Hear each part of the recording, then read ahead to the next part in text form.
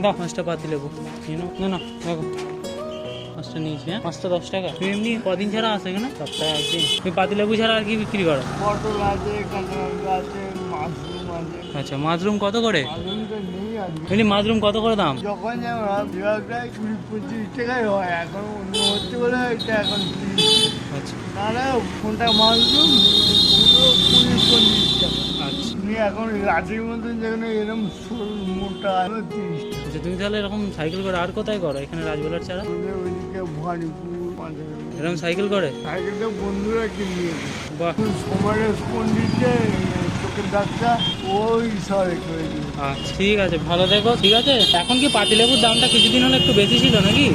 এখন কমেছে। আবার আগে 4টে কুড়ি 5টা কুড়ি ছিল, ও এখন 6টা 10 5টা 10। তাহলে কতক্ষণ থাকো এমনি এখানে?